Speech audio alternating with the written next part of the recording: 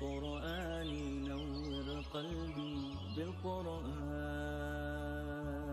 واغفر ذنبي واستر عيبي يا رحمن بالقرآن نور قلبي بالقرآن واغفر ذنبي واستر عيبي يا رحمن بالقرآن بالقرآن بالقرآن نور قلبي فكلامك ربي أحفظه فيحفظني.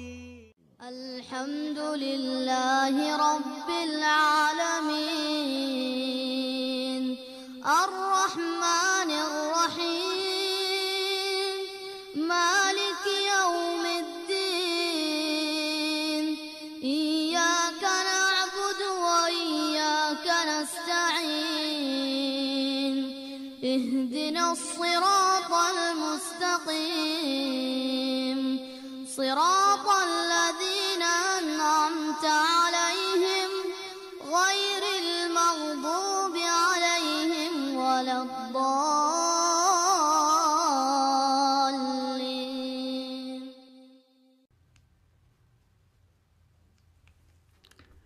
إن الحمد لله نحمده ونستعينه ونستغفره ونعوذ بالله من شرور أنفسنا ومن سيئات أعمالنا من يهده الله فلا مضل له ومن يضلل فلا هادي له وأشهد أن لا إله إلا الله وحده لا شريك له وأشهد أن محمدا عبده ورسوله يا أيها الذين آمنوا اتقوا الله حق تقاته ولا تموتن إلا وأنتم مسلمون يا أيها الناس اتقوا ربكم الذي خلقكم من نفس واحدة وخلق منها زوجها وبث منهما رجالا كثيرا ونساء واتقوا الله الذي تساءلون به والأرحام إن الله كان عليكم رقيبا يا أيها الذين آمنوا اتقوا الله وقولوا قولا سديدا يصلح لكم أعمالكم ويغفر لكم ذنوبكم ومن يطع الله ورسوله فقد فاز فوزا عظيما أما بعد فإن خير الحديث كتاب الله وخير الهدي هدي محمد صلى الله عليه وسلم وشر الأمور محدثاتها وكل محدثة بدعة وكل بدعة ضلالة وكل ضلالة في النار. سورہ فاتحہ کی تفسیر پہ گفتگو مکمل ہو چکی اور اب میں سورہ فاتحہ سے متعلقہ ایک دو مسائل پہ گفتگو کرنا چاہوں گا. پہلا مسئلہ یہ ہے کہ کیا سورہ فاتحہ نماز میں امام کے پیچھے پڑھی جائے گی، اور دوسرا مسئلہ یہ ہے کہ سورہ فاتحہ کے آخر میں آمین کہنا، آمین کا مطلب کیا ہے، اور نماز میں سورہ فاتحہ کے بعد آمین کہنے کا حکم کیا ہے. جہاں تک تعلق ہے سورہ فاتحہ کا، تو سورہ فاتحہ نماز میں پڑھنا واجب، فرض، بلکہ نماز کے ارکان میں سے ایک رکن ہے. اس کی ایک حدیث، اس کی دلیل ایک وہ حدیث ہے جسے عبادہ بن صامت روایت کرتے ہیں کہ نبی کریم صلی اللہ علیہ وسلم نے ارشاد فرمایا: لا صلاۃ لمن لم یقرأ بفاتحۃ الکتاب، کہ جو سورہ فاتحہ نہ پڑھے اس کی نماز نہیں ہے. اس حدیث کو امام بخاری وغیرہ نے روایت کیا ہے، اور اس حدیث کے الفاظ قابل غور ہیں.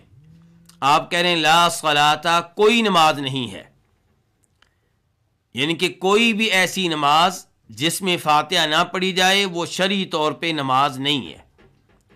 اور اس کے بعد آپ کہہ رہے ہیں من لم یقرأ، کہ جو بھی فاتحہ نہ پڑھے. من کا لفظ عموم کے لیے ہوتا ہے.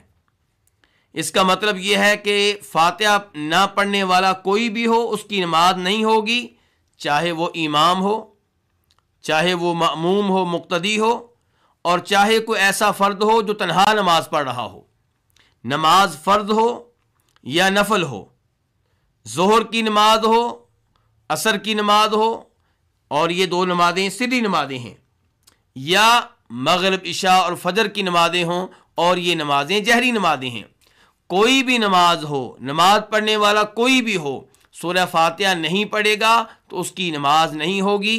نبی علیہ الصلوۃ والسلام کے الفاظ بالکل واضح ہیں۔ لیکن ہمارے کئی دوست یہ کہتے ہیں کہ جب آپ تنہا نماز پڑھ رہے ہوں تب آپ سورہ فاتحہ پڑھیں گے، جب آپ امام ہوں تب بھی آپ سورہ فاتحہ پڑھیں گے، لیکن جب آپ مقتدی ہوں تب آپ سورہ فاتحہ نہیں پڑھیں گے۔ تو گزارش یہ ہے کہ اس بارے میں اسی حدیث پہ غور کریں تو ہمیں اسی حدیث سے رزلٹ مل جائے گا کہ یہ حدیث عام ہے، یہ ہر نماز کو شامل ہے اور ہر نمازی کو شامل ہے۔ اس کے ساتھ ساتھ ایک اور حدیث آپ کے سامنے رکھنا چاہوں گا جسے امام مسلم رحمہ اللہ روایت کرتے ہیں جناب ابو ہریرہ رضی اللہ تعالی عنہ۔ پہلی حدیث کے راوی کون تھے؟ عبادہ بن صامت، اور اس حدیث کے راوی کون ہیں؟ جناب ابو ہریرہ۔ کہتے ہیں کہ آپ صلی اللہ علیہ وسلم نے ارشاد فرمایا کہ من صلی صلاۃ لم یقرأ فیہا بأم القرآن فہی خداج، کہ جو کوئی ایسی نماز پڑھے جس نماز میں سورہ فاتحہ کی تلاوت نہ کرے تو اس کی وہ نماز ناقص ہے۔ اور آپ نے یہ الفاظ 3 بار کہے، خداجن خداجن خداجن، اس کی یہ نماز ناقص ہے، ناقص ہے، ناقص ہے، نامکمل ہے۔ تو اس سے بھی پتہ چلا کہ سورہ فاتحہ کے بغیر نماز مکمل نہیں ہوتی، اور اس سے بھی یہ پتہ چلا کہ سورہ فاتحہ نہ صرف یہ کہ واجب ہے بلکہ نماز کے ارکان میں سے ایک وہ رکن ہے کہ جن کے بغیر نماز نہیں ہوتی۔ جناب ابو ہریرہ جب یہ حدیث بیان کر کے فارغ ہوئے تو حدیث سننے والوں میں سے کسی نے کہا کہ جب ہم امام کے پیچھے ہوں تب کیا کریں؟ آپ حدیث بیان کر رہے ہیں کہ سورہ فاتحہ کے بغیر نماز ناقص ہے، تو جب ہم امام کے پیچھے ہوں تب کیا کریں؟ تو جناب ابو ہریرہ رضی اللہ تعالیٰ عنہ نے فرمایا اقرأ بہا فی نفسک، تب بھی سورہ فاتحہ پڑھو لیکن آہستہ آواز سے پڑھو، اونچی آواز سے نہ پڑھو۔ تو اس سے یہ پتہ چلا کہ سورہ فاتحہ پڑھی جائے گی چاہے آپ امام کے پیچھے کھڑے ہوں، اور امام سری قرات کر رہا ہو یا جہری قرات کر رہا ہو، آہستہ آواز سے پڑھ رہا ہو یا اونچی آواز سے پڑھ رہا ہو، سورہ فاتحہ پڑھنا نہایت ضروری ہے اور نماز کے ارکان میں سے ایک رکن ہے۔ سورہ فاتحہ کی اہمیت اتنی زیادہ ہے کہ جیسے جیسے آپ سورہ فاتحہ کی نماز میں تلاوت کرتے ہیں ویسے ویسے اللہ رب العزت آپ کو جواب دیتے ہیں۔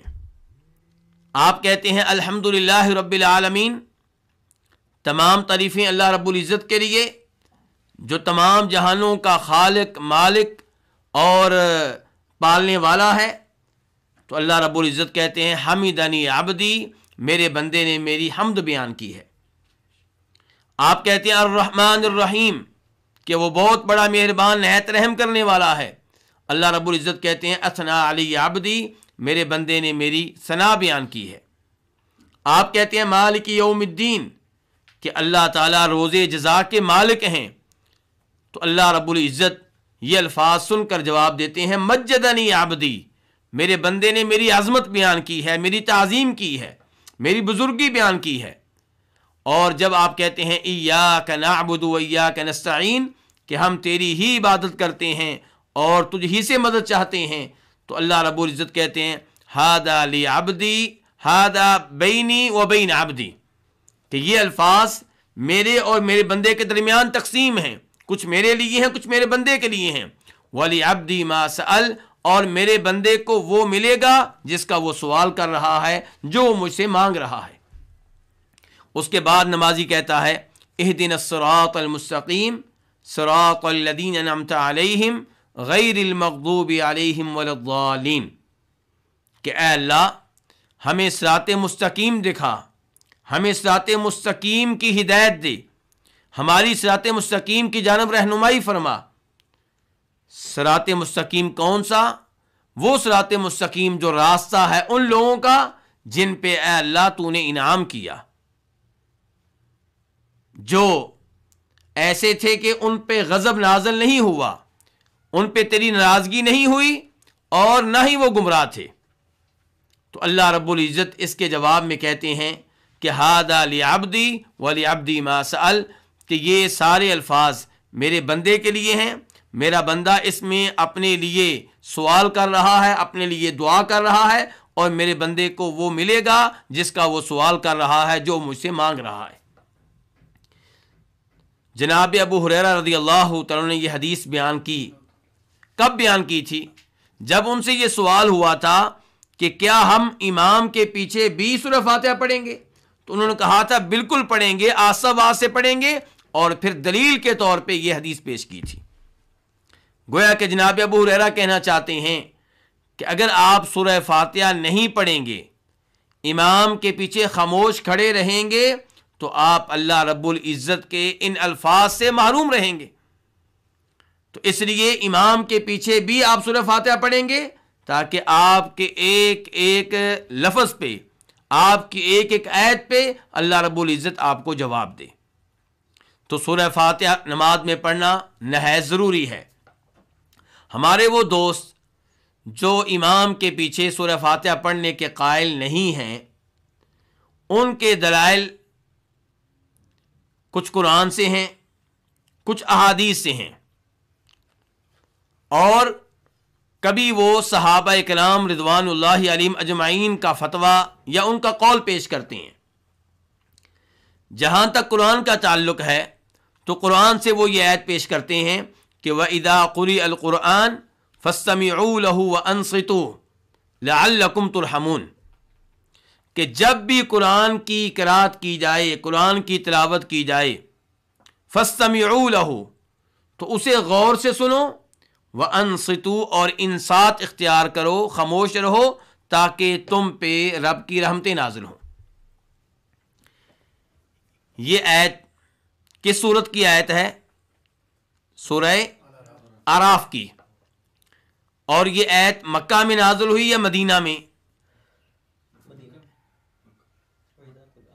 یہ ان آیتوں میں سے ہے جو مکہ میں نازل ہوئی ہیں۔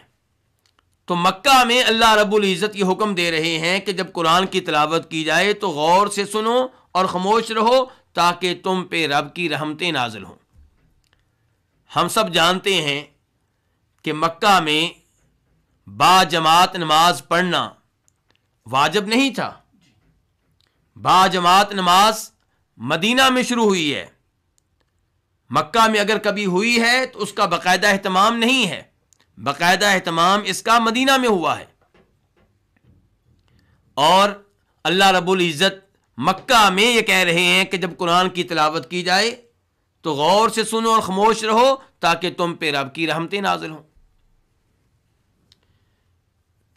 یہاں اگر آپ غور کریں گے تو اس آیت کے اوپر اگر عمل کیا جائے اس لحاظ سے، جیسے ہمارے دوست کہتے ہیں، ہمارے دوستوں کا موقف یہ ہے کہ امام پڑھ رہا ہے اس لیے آپ نہیں پڑھیں گے، قرآن کی تلاوت ہو رہی ہے اس لیے آپ نہیں پڑھیں گے، تو قرآن یہ نہیں کہہ رہا کہ آپ امام کے پیچھے تلاوت نہ کریں، قرآن کہہ رہا ہے جب بھی تلاوت ہو غور سے سنو اور خاموش رہو۔ اس کا مطلب یہ ہے کہ دنیا میں کہیں بھی ایک آدمی اونچی آواز سے تلاوت کر رہا ہو تو باقی لوگوں کو تلاوت کرنے کی اجازت نہیں ہے، وہ غور سے سنیں اور خاموش رہیں۔ اس کا مطلب یہ ہے کہ کسی بھی جگہ قرآن کریم حفظ کرنے کا حلقہ قائم نہیں ہو سکتا، کیونکہ ایک بچہ اونچی آواز سے پڑھ رہا ہے، ایک آدمی اونچی آواز سے پڑھ رہا ہے، تو باقی لوگوں کو اونچی آواز سے پڑھنے کی اجازت نہیں ہے، کیونکہ قرآن کہتا ہے وَإِذَا قُرِئَ الْقُرْآنُ فَاسْتَمِعُوا لَهُ وَأَنصِتُوا۔ جبکہ پوری دنیا میں حفظ قرآن کے حلقات قائم ہیں، اور پھر آپ رمضان کے مہینے میں مسجدوں میں چلے جائیں تو مسجد تلاوت سے گونج رہی ہوتی ہے، یہ بھی اونچی آواز سے تلاوت کر رہا ہے، وہ بھی اونچی آواز سے تلاوت کر رہا ہے، جبکہ اللہ تعالیٰ کہتے ہیں کہ وَإِذَا قُرِئَ الْقُرْآنُ فَاسْتَمِعُوا لَهُ وَأَنصِتُوا، کہ جب بھی قرآن کی تلاوت کی جائے، اللہ تعالیٰ یہ نہیں کہہ رہے نماز میں، اللہ کہہ رہے ہیں جب بھی قرآن کی تلاوت ہو غور سے سنو اور خاموش رہو۔ اگر اس آیت کا مطلب یہ ہے کہ تلاوت ہو رہی ہو تو دوسرا تلاوت نہیں کر سکتا، تو پھر رمضان کے مہینے میں ایک ہی وقت میں سب اونچی آواز سے قرآن کی تلاوت کیوں کر رہے ہوتے ہیں؟ اس آیت میں یہ لفظ نہیں ہے جس لفظ سے یہ نتیجہ نکالا جائے کہ یہ نماز سے متعلقہ ہے۔ آیت تو کہہ رہی ہے کہ جب بھی قرآن کی تلاوت کی جائے غور سے سنو اور خاموش رہو تاکہ تم پہ رب کی رحمتیں نازل ہوں۔ یہ اشکالات آپ کے سامنے رکھنے کا میرا مقصد کیا ہے؟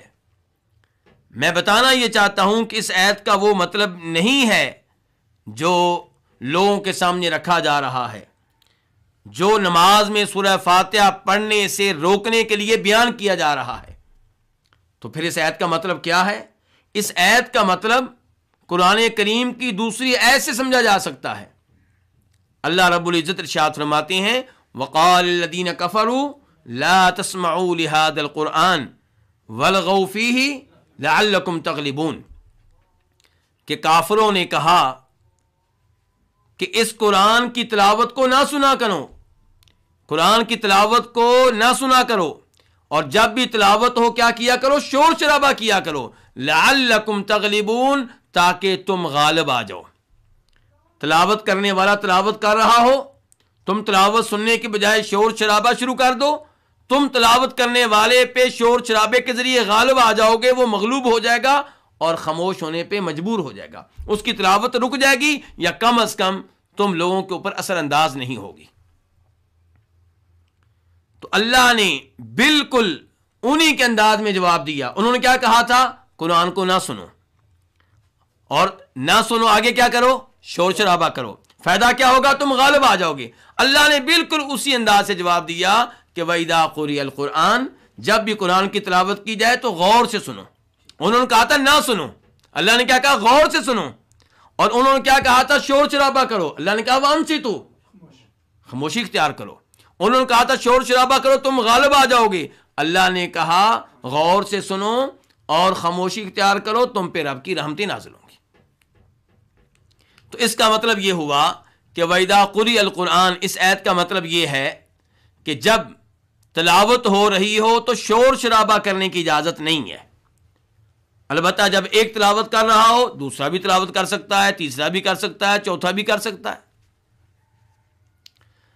اور میں نے یہ جو مسئلہ واضح کیا ہے کہ اس آیت کا نماز میں سورہ فاتحہ پڑھنے سے کوئی تعلق نہیں ہے، نماز میں تلاوت سے کوئی تعلق نہیں ہے، اس کی تائید کئی علماء کرام کے اقوال سے بھی ہوتی ہے۔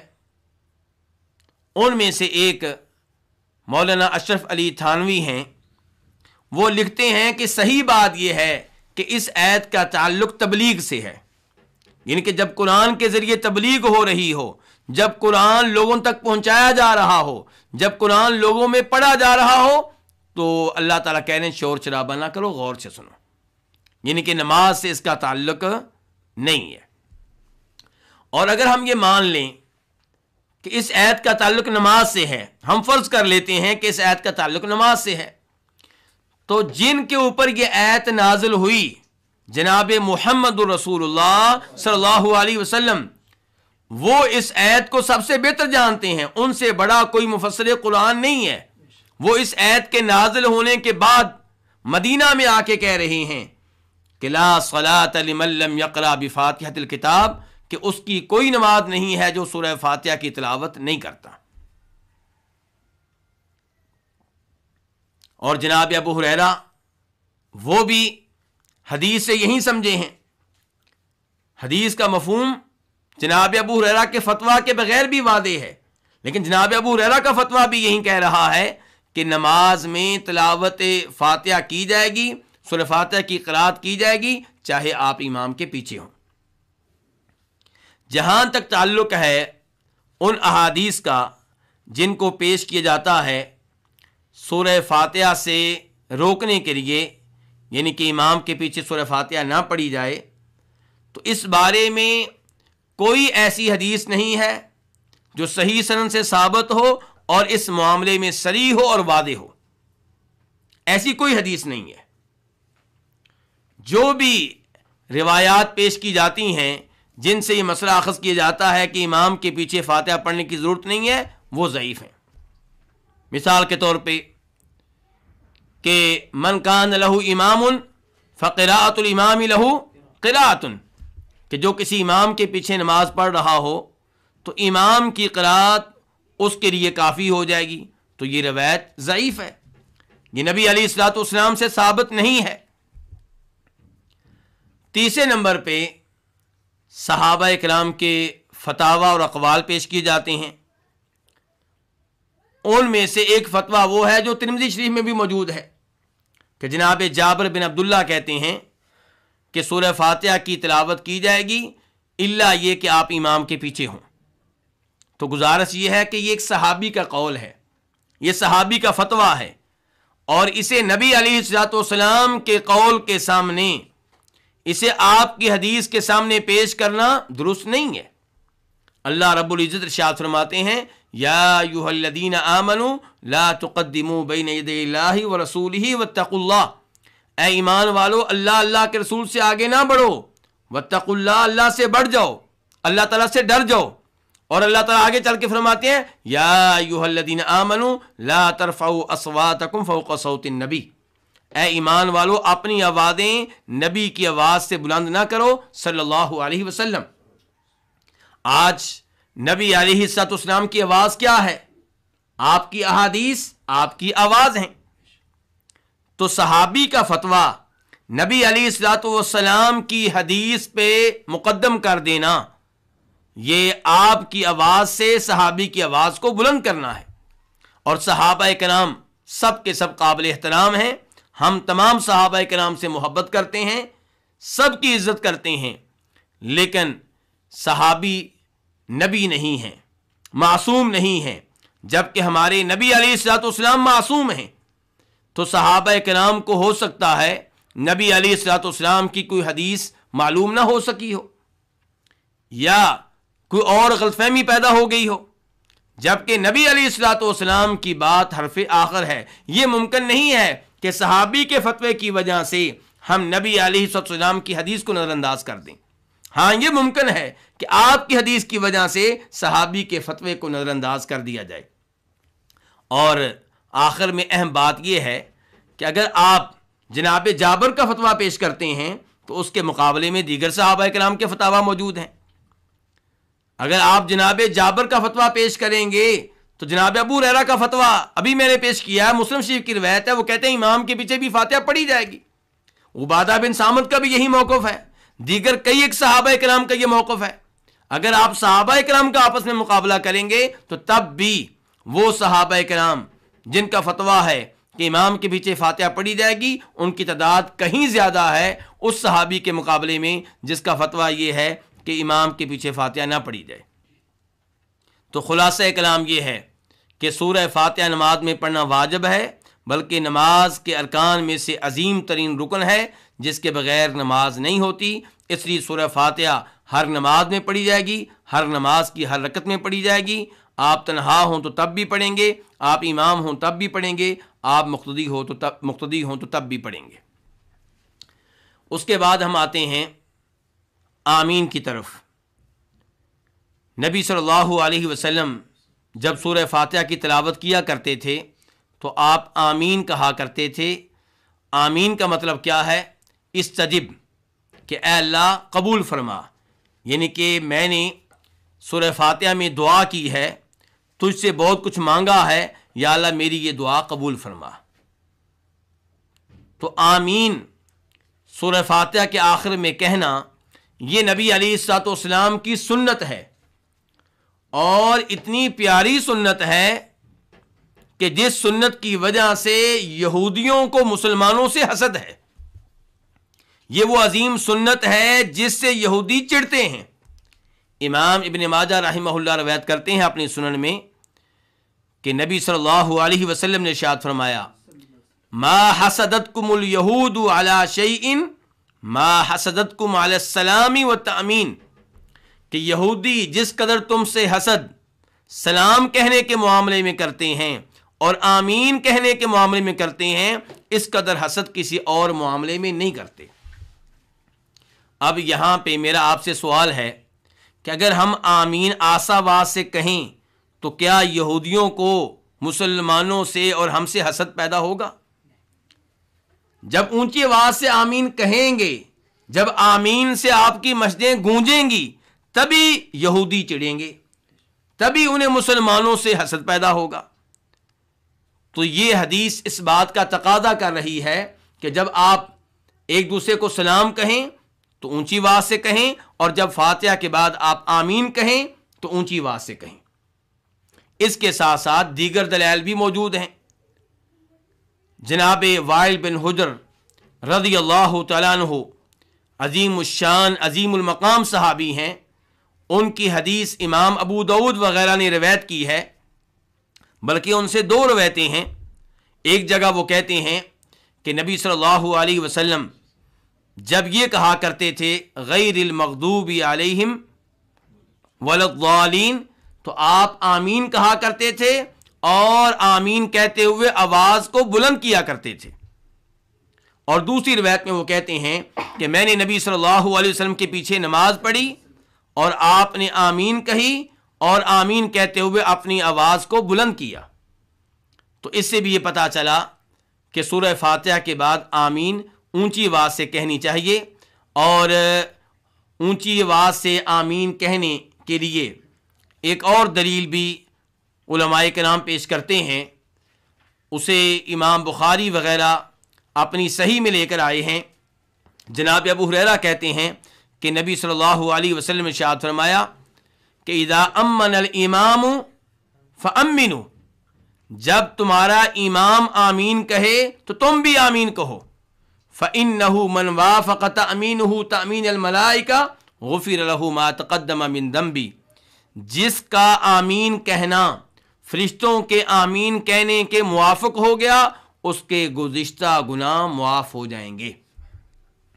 اس حدیث پہ غور کیا جائے، آپ صلی اللہ علیہ وسلم کہہ رہے ہیں کہ مقتدی نے تب آمین کہنی ہے جب امام آمین کہے، یعنی کہ ادھر امام آمین شروع کرے، ادھر مقتدی آمین شروع کر دے۔ اب سوال یہ پیدا ہوتا ہے کہ مقتدی کو کیسے پتہ چلے گا کہ امام نے آمین شروع کر دی ہے، امام آمین کہہ رہا ہے؟ جب اونچی آواز سے امام آمین کہے گا تبھی مقتدیوں کو پتہ چلے گا۔ اسی لیے امام ابن خزیمہ رحمہ اللہ اس حدیث پہ تبصرہ کرتے ہیں کہ اس حدیث سے واضح ہو رہا ہے کہ آمین اونچی آواز سے کہنی چاہیے۔ اللہ رب العزت سے دعا ہے کہ اللہ رب العزت سورہ فاتحہ صحیح معنوں میں تلاوت کرنے کی اور صحیح معنوں میں اس کی تفسیر اور اس کا معنی مفہوم جاننے کی توفیق بخشے، اور اسے نماز میں پڑھنے کی توفیق بخشے، اور اللہ تعالی ہمیں ان میں سے بنائے جو اس عظیم سورت کی تلاوت کے بعد آمین بھی کہتے ہیں، اللہ سے درخواست کرتے ہیں کہ یا اللہ جو کچھ ہم نے فاتحہ میں مانگا ہے، اس صورت میں مانگا ہے، اس دعا کو قبول فرما، اور اللہ تعالی ہمیں ان میں شامل فرما لیں جن کی اللہ یہ درخواست قبول کرتے ہیں اور جن کی آمین فرشتوں کی آمین کے ساتھ مل جاتی ہے، اور انہیں پھر گناہوں کی مغفرت کی خوشخبری ملتی ہے۔ وآخر دعوانا الحمد للہ رب العالمین۔ ان الحمد للہ نحمده ونستعینه ونستغفره ونعوذ باللہ من شرور انفسنا ومن سیئات اعمالنا، من يهده الله فلا مضل له ومن يضلل فلا هادي له، واشهد ان لا اله الا الله وحده لا شريك له، واشهد ان محمدا عبده ورسوله۔ يا ايها الذين آمنوا اتقوا الله حق تقاته ولا تموتن الا وانتم مسلمون۔ يا ايها الناس اتقوا ربكم الذي خلقكم من نفس واحدة وخلق منها زوجها وبث منهما رجالا كثيرا ونساء، واتقوا الله الذي تساءلون به والأرحام إن الله كان عليكم رقيبا۔ يا أيها الذين آمنوا اتقوا الله وقولوا قولا سديدا يصلح لكم أعمالكم ويغفر لكم ذنوبكم، ومن يطع الله ورسوله فقد فاز فوزا عظيما۔ أما بعد فإن خير الحديث كتاب الله وخير الهدي هدي محمد صلى الله عليه وسلم وشر الأمور محدثاتها وكل محدثة بدعة وكل بدعة ضلالة وكل ضلالة في النار۔ آج سے ہم سورہ بقرہ کی تفسیر پہ گفتگو کریں گے۔ سورہ بقرہ کی تفسیر پہ گفتگو کرنے سے پہلے سورہ بقرہ کے فضائل اور مناقب جان لینا نہایت مناسب ہوگا، تاکہ ہم میں سورہ بقرہ کی تفسیر اور سورہ بقرہ کے معانی و مفاہیم اور سورہ بقرہ کے احکام و مسائل سیکھنے میں دلچسپی پیدا ہو اور اس بات کا شوق پیدا ہو۔ سورہ بقرہ بہت عظیم صورت ہے۔ یہ وہ صورت ہے کہ جس کی گھر میں تلاوت ہوتی رہے تو گھر سے شیطان نکل جاتا ہے، اس گھر کی شیطان جان چھوڑ دیتا ہے جس گھر میں مسلسل سورہ بقرہ کی تلاوت ہوتی رہے۔ چنانچہ امام مسلم رحمہ اللہ روایت کرتے ہیں جناب ابو ہریرہ رضی اللہ تعالیٰ عنہ سے کہ نبی کریم صلی اللہ علیہ وسلم نے ارشاد فرمایا، لا تجعلوا بیوتکم مقابر، کہ اپنے گھروں کو قبرستان نہ بناؤ، اپنے گھروں کو قبرستان نہ بناؤ۔ اس کا مطلب کیا ہے؟ اس کا مفہوم کیا ہے؟ نبی علیہ الصلوۃ والسلام ارشاد فرماتے ہیں، فَإِنَّ الْبَيْتَ الَّذِي تُقْرَأَ فِيهِ سُورَةُ الْبَقَرَةِ، بے شک وہ گھر جس گھر میں سورہ بقرہ کی تلاوت کی جائے اس میں شیطان داخل نہیں ہوتا، اس گھر سے شیطان نکل جاتا ہے۔ مسلم شریف کی روایت میں آیا ہے کہ تنفر، کہ اس گھر سے شیطان نکل جاتے ہیں، اور ترمذی شریف کی حدیث میں آیا ہے کہ لا يدخلہ، اس گھر میں شیطان داخل نہیں ہوتا، یعنی کہ جس گھر میں پہلے سے سورہ بقرہ کی تلاوت ہو رہی ہو وہاں شیطان داخل نہیں ہو سکے گا، اور جس گھر میں شیطان موجود ہو اور اس گھر میں سورہ بقرہ کی تلاوت شروع ہو جائے تو وہاں سے شیطان نکل جائے گا۔ تو اس سے آپ اندازہ لگا سکتے ہیں کہ سورہ بقرہ کی کتنی اہمیت ہے، اور اس سورت کو قرآن کریم کا کوہان قرار دیا گیا ہے، قرآن کریم کی چوٹی قرار دیا گیا ہے۔ اس بارے میں امام ترمذی رحمہ اللہ روایت کرتے ہیں جناب ابو ہریرہ رضی اللہ تعالیٰ عنہ سے، وہ کہتے ہیں کہ نبی صلی اللہ علیہ وسلم نے ارشاد فرمایا، لِكُلِّ شَيْءٍ سَنَامٌ، ہر چیز کا کوئی نہ کوئی کوہان ہوتا ہے، وَإِنَّ سَنَامَ الْقُرْآنِ سُورَةُ الْبَقَرَةِ، سورہ بقرہ کا کوہان کیا ہے، سورہ بقرہ کی بلندی کیا ہے، سورہ بقرہ کی چوٹی کیا ہے، قرآن کی بلندی کیا ہے، قرآن کی چوٹی کیا ہے؟ سورہ بقرہ۔ ہر چیز کی کوئی نہ کوئی بلندی ہوتی ہے، ہر چیز کا کوئی نہ کوئی کوہان ہوتا ہے، اور قرآن کا کوہان اور قرآن کی چوٹی اور قرآن کی بلندی کیا ہے؟ سورہ بقرہ۔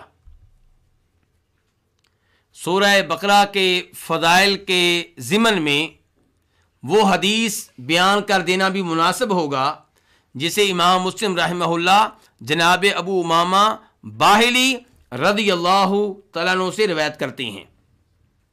اس میں نبی صلی اللہ علیہ وسلم ارشاد فرماتے ہیں، اقرأ القرآن، کہ قرآن کی تلاوت کرتے رہا کرو، فَإِنَّهُ يَأْتِي يَوْمَ الْقِيَامَةِ شَفِيعًا لِأَصْحَابِهِ، کیونکہ قرآن روز قیامت اصحاب قرآن کا شفیع بن کر سامنے آئے گا، ان کا شافع بن کر سامنے آئے گا، ان کا سفارشی بن کر سامنے آئے گا۔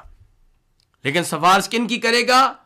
جو صاحب قرآن ہوں گے، جو قرآن کی تلاوت کرنے والے ہوں گے، جو قرآن زبانی یاد کرنے والے ہوں گے، جو قرآن کی تفسیر جاننے والے ہوں گے، جو قرآن کا معنی و مفہوم جاننے والے ہوں گے، جو قرآن کے احکام و مسائل میں دلچسپی لینے والے ہوں گے۔ یہاں پہ نبی علیہ الصلوۃ والسلام نے کیا کہا ہے؟ قرآن کی تلاوت کیا کرو، اور قرآن نام ہے 114 صورتوں کا، اور ان صورتوں میں سے ایک صورت کون سی ہے؟ سورہ بقرہ۔ مزید آپ فرماتے ہیں اسی حدیث میں، الگ حدیث میں نہیں، اسی حدیث میں آپ فرماتے ہیں اقرأ الزہراوین، کہ ان دو صورتوں کی تلاوت کیا کرو، ان دو صورتوں کو پڑھا کرو جو نورانی صورتیں ہیں، جو نہایت چمکدار ہیں، جو نہایت روشن ہیں۔ کون سی؟ فرمایا سورہ بقرہ اور سورہ آل عمران۔ اس کے بعد آپ فرماتے ہیں فَإِنَّهُمَا تَأْتِيَانِ يَوْمَ الْقِيَامَةِ كَأَنَّهُمَا غَمَامَتَانِ أَوْ غَيَايَتَانِ، یہ دونوں صورتیں روز قیامت آئیں گی گویا کہ یہ دو بادل ہیں، گویا کہ یہ دو صاحبان ہیں، او کأنہما فرقان من طیر صواف، یا گویا کہ یہ دو جھنڈ ہیں ان پرندوں کے جو ایک سیدھ میں چل رہے ہیں۔ یہ دونوں صورتیں روز قیامت کی شکل میں آئیں گی، یا بادلوں کی شکل میں، یا دو صاحبانوں کی شکل میں، یا پرندوں کے دو جھنڈوں کی شکل میں، پرندوں کی دو ڈاروں کی شکل میں۔ اور کیا کریں گی؟ تو حاجانی عن اصحابہما، یہ دونوں صورتیں ان کا دفاع کریں گی جو ان دو صورتوں کی تلاوت کرتے رہے، جو انہیں زبانی یاد کرتے رہے، جو ان کی تفسیر سیکھتے رہے، جو ان کے احکام و مسائل معلوم کرتے رہے، جو ان کے معنی و مفہوم کو جاننے کی کوشش کرتے رہے۔ تو یہ اسی حدیث میں سورہ بقرہ کی فضیلت دوسری بار آئی ہے۔ تو سورہ بقرہ شفاعت کرے گی کس کی؟ جو سورہ بقرہ کا اہتمام کرنے والا ہوگا۔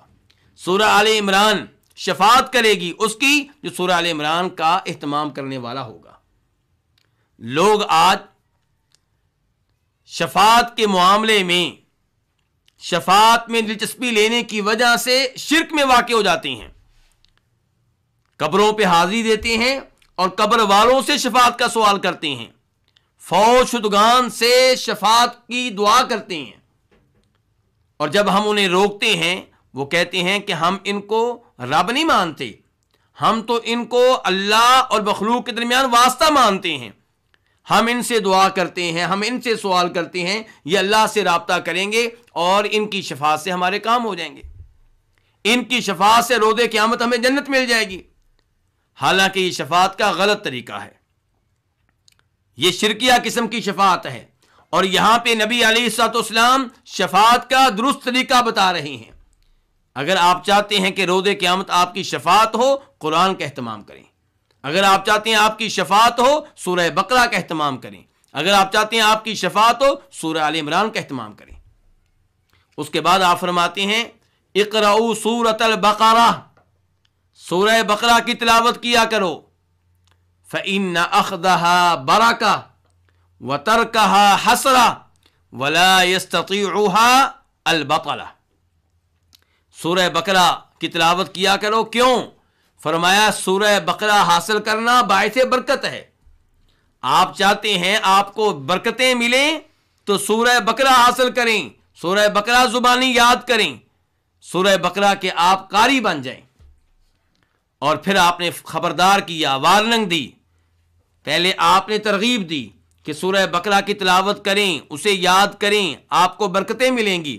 پھر آپ نے وارننگ دی کہ جو سورہ بقرہ کو نظر انداز کریں گے، سورہ بقرہ یاد نہیں کریں گے، سورہ بقرہ کی تلاوت نہیں کریں گے، سورہ بقرہ کا اہتمام نہیں کریں گے، روز قیامت وہ پچھتائیں گے۔ فرمایا وترکھا حسرہ، سورہ بقرہ کو نظر انداز کر دینا یہ کیا؟ باعث حسرت ہوگا۔ اس کے بعد فرمایا ولا يستطيعها البطلہ، کہ باطل پرست سورہ بقرہ کو حاصل کرنے کی طاقت نہیں رکھتے۔ باطل پرست کون ہیں؟ اسی حدیث کے راوی معاویہ بن سلام کہتے ہیں کہ باطل پرستوں سے یہاں مراد جادوگر ہیں۔ جادوگر سورہ بقرہ یاد کرنے کی استطاعت نہیں رکھتا، سورہ بقرہ کی تفسیر سیکھنے کی استطاعت نہیں رکھتا، سورہ بقرہ کے احکام و مسائل صحیح معنوں میں حاصل کرنے کی استطاعت نہیں رکھتا۔ تو سورہ بقرہ کے فضائل اس حدیث میں بالکل واضح ہو گئے۔ گویا کہ آپ نے اس حدیث میں سورہ بقرہ کی اہمیت 3 بار بیان کی ہے، نمبر 1 جب آپ نے کہا قرآن کی تلاوت کیا کرو، قرآن صاحب قرآن کا سفارشی بنے گا، تو اس تلاوت میں سورہ بقرہ بھی شامل ہے۔ پھر جب آپ نے کہا ان 2 سورتوں کی تلاوت کیا کرو جو نہایت روشن ہیں، جو نورانی ہیں، جو بہت چمکدار ہیں، اور وہ روز قیامت بادل بن کر سامنے آئیں گی، صاحبان بن کر سامنے آئیں گی، تو یہاں پہ بھی آپ نے سورہ بقرہ کا نام لیا، اور پھر آخر میں صرف سورہ بقرہ کا نام لیا۔ فرمایا سورہ بقرہ کی تلاوت کیا کرو، اس کی تلاوت، اسے حاصل کرنا، اسے زبانی یاد کرنا باعث برکت ہے، اسے نظر انداز کرنا باعث حسرت ہوگا، اور یہ وہ عظیم صورت ہے جسے جادوگر حاصل نہیں کر سکتے۔ تو یہاں سے آپ اندازہ کر سکتے ہیں سورہ بقرہ کی اہمیت کا۔ یہ وہ عظیم صورت ہے جس کی تفسیر ہم جاننا چاہ رہے ہیں، جس کی تفسیر ہم سیکھنا چاہ رہے ہیں۔ سورہ بقرہ کے فضائل میں سے چوتھی فضیلت یہ ہے کہ اس سورت میں کئی ایسی آیتیں ہیں جن کی الگ سے نبی علیہ الصلوۃ والسلام نے فضیلت بیان کی ہے۔ مثال کے طور پہ اس سورت میں آیت الکرسی ہے۔ آیت الکرسی ایک آیت ہے، لیکن یہ ایک آیت قرآن کریم کی تمام آیتوں کے مقابلے میں سب سے عظیم آیت ہے۔ جیسے سورہ فاتحہ قرآن پاک کی تمام صورتوں میں سب سے عظیم صورت ہے، ایسے ہی آیت الکرسی قرآن کریم کی تمام آیتوں میں سب سے عظیم آیت ہے۔ اور اس کی دلیل وہ حدیث ہے جسے امام مسلم رحمہ اللہ جناب ابی بن کعب سے روایت کرتے ہیں۔ وہ کہتے ہیں کہ نبی علیہ الصلوۃ والسلام نے مجھ سے سوال کیا کہ ابو مندر ابی بن کعب کی کیا ہے؟ کنیت ہے۔ تو ان کو مخاطب کر کے کہا کہ ایو آیت من کتاب اللہ اعظم، کہ یہ بتاؤ کہ قرآن کریم کی آیتوں میں سے کون سی آیت سب سے عظیم ہے؟ تو انہوں نے کہا اللہ و رسول اعلم، کہ اللہ بہتر جانتے ہیں اور اللہ کے رسول بہتر جانتے ہیں۔ نبی علیہ الصلوۃ والسلام نے اپنا سوال پھر دہرایا، کہا ابو مندر مجھے بتاؤ قرآن کریم کی آیتوں میں سے کون سی آیت سب سے عظیم ہے؟ تو ابی بن کعب کہنے لگے اللہ لا الہ الا هو الحی القیوم، یہ آیت سب سے عظیم آیت ہے۔ یہ کون سی آیت ہے؟ آیت الکرسی۔ تو نبی علیہ الصلوۃ والسلام نے اس موقع پہ کیا کہا؟ آپ نے کہا اللہ کی قسم ابو مندر تمہیں یہ علم مبارک ہو، یعنی کہ تم نے بالکل صحیح جواب دیا ہے۔ قرآن کریم کی تمام آیتوں میں سے جو آیت سب سے عظیم ہے وہ آیت الکرسی ہے۔ اور امام ترمذی رحمہ اللہ روایت کرتے ہیں جناب ابو ہریرہ رضی اللہ تعالیٰ عنہ سے کہ نبی علیہ الصلوۃ والسلام نے ارشاد فرمایا کہ سورہ بقرہ میں ایک ایسی آیت ہے جو قرآن کی آیتوں کی سردار ہے، ہی آیت الکرسی، اور وہ آیت کون سی ہے؟ آیت الکرسی ہے۔ اور آخر میں وہ حدیث آپ کے سامنے رکھنا چاہوں گا جسے امام مسلم رحمہ اللہ جناب عبداللہ ابن عباس رضی اللہ تعالی عنہما سے روایت کرتے ہیں۔ وہ کہتے ہیں کہ نبی علیہ الصلوۃ والسلام تشریف فرما تھے اور آپ کے پاس جبریل علیہ السلام بھی بیٹھے ہوئے تھے۔ اوپر سے دروازہ کھلنے کی آواز آئی، جبریل علیہ السلام نے سر اٹھایا، اوپر دیکھا اور کہنے لگے نبی علیہ الصلوۃ والسلام سے کہ آج آسمان کا یہ وہ دروازہ کھلا ہے جو آج سے پہلے کبھی نہیں کھلا، اور اس دروازے سے ایک فرشتہ نازل ہوا، ایک فرشتہ اترا۔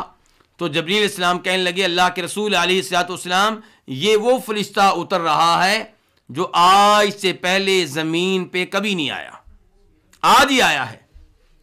چنانچہ وہ فرشتہ نبی علیہ الصلوۃ والسلام کے پاس حاضر ہو کر آپ کو سلام کرتا ہے اور پھر کہتا ہے ابشر بنورین لم یؤتہما نبی قبلک، کہ آپ کو ان 2 نوروں کی خوشخبری ہو جو آپ سے پہلے کسی نبی کو نہیں ملے۔ وہ کیا ہے؟ الفاتحہ و خواتیم سورۃ البقرہ، سورہ فاتحہ اور سورہ بقرہ کی آخری آیتیں۔ تو اس سے پتہ چلا کہ سورہ فاتحہ کی، سورہ بقرہ کی آیت الکرسی اس کی اپنی فضیلت اور سورہ بقرہ کی آخری آیتوں کی الگ سے فضیلت ہے، بلکہ سورہ بقرہ کی ان آخری آیتوں کے بارے میں الگ سے حدیث بھی موجود ہے، اسے بھی امام مسلم رحمہ اللہ روایت کرتے ہیں۔ ابو مسعود رضی اللہ تعالیٰ عنہ بیان کرتے ہیں کہ نبی علیہ الصلوۃ والسلام نے ارشاد فرمایا کہ سورہ بقرہ کی آخری 2 آیتیں، جو ان کی تلاوت کسی رات کرے گا، یہ 2 آیتیں اس کے لیے کافی ہو جائیں گی۔ کافی ہو جائیں گی کس معاملے میں؟ علماء کرام اس حدیث کی وضاحت کرتے ہوئے لکھتے ہیں کہ ہر شر سے کافی ہو جائیں گی، یعنی کہ جس نے رات کو سورہ بقرہ کی آخری 2 آیتیں تلاوت کر لیں، وہ اس رات ہر طرح کے شر سے، ہر طرح کی مصیبت سے محفوظ رہے گا۔